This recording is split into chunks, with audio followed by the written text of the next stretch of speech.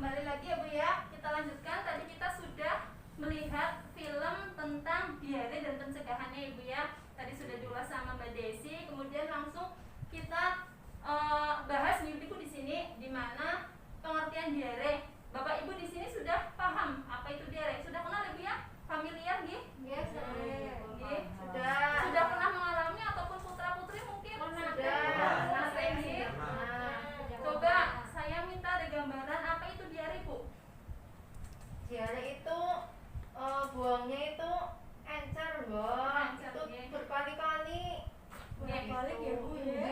Bolak-balik. Matur nuwun Bu, leres nggih Bu nggih. BAB itu adalah salah satu penyakitnya Bu ya, di mana terlihat kalau buang air besarnya ya Bu ya, atau BAB-nya itu encer, yaitu berupa air. Dan kemudian frekuensi untuk buang air besarnya itu lebih dari 3 kali.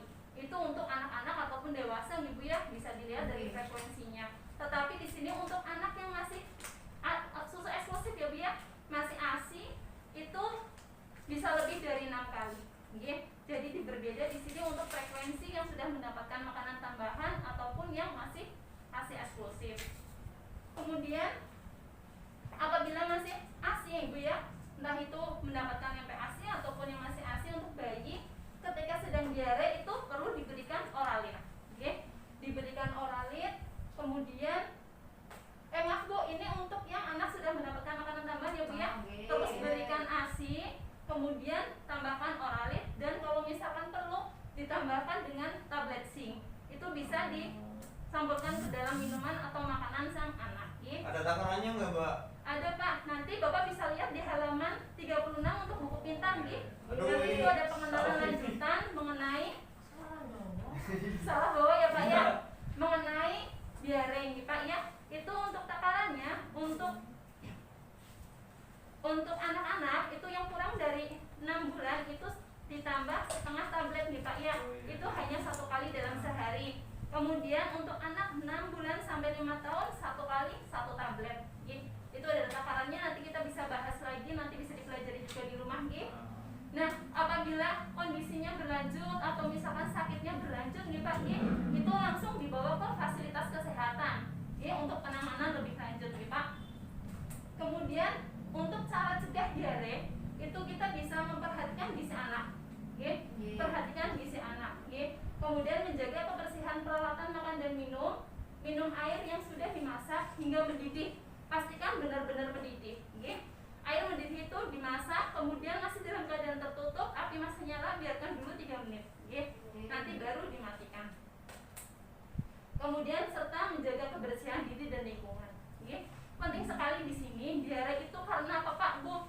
Diare ini sangat berbahaya, karena anak-anak akan kehilangan banyak sekali cairan, kehilangan banyak sekali cairan di tubuhnya yang bisa akan mengakibatkan kematian, karena dehidrasi berat, keluar cairan terus-menerus seperti itu. Selanjutnya Bapak Ibu boleh kita lanjut buka di halaman 36 untuk buku pintarnya. Sudah? Bapak boleh bekerja sama, Salah bawa Bu. Salah bawa boleh, Dan di situ ada keterangan lebih jelasnya, Untuk oralit itu takarannya di sini kan ada penambahan oralit. Untuk takarannya itu setengah sampai 1 gelas cairan oralit, Kemudian kalau misalkan tidak ada oralit ataupun tablet zinc, itu bisa digantikan dengan kuah sayur bening boleh. Kemudian jus buah juga bisa, air kelapa pun juga bisa. Nah, kemudian jangan lupa kalau misalkan yang masih ASI itu terus tambahkan MPASI-nya, Dan di sini kita bisa lihat untuk pencegahannya sebelum yang diharuskan ke fasilitas kesehatan itu apabila timbul demam, kemudian adanya darah dalam tinja, diare itu semakin parah, kemudian apalagi Bu, Wahyu tolong bacain.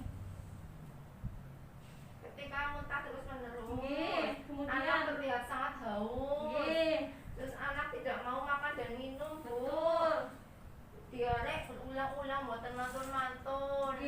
Terima kasih Bu Wahyu, Bapak Ibu bisa perhatikan ya. Jadi di sini bisa jaga-jaga untuk bagaimana kita mencegah diare, dan juga saat kapan sih kita harus bawa anak kita ke rumah sakit ataupun fasilitas kesehatan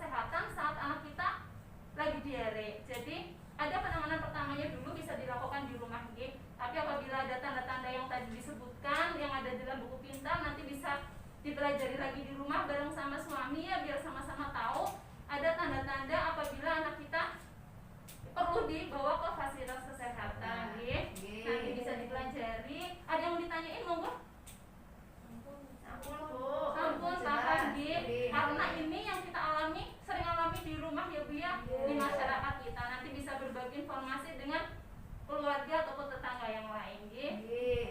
Semoga bermanfaat Bapak Ibu.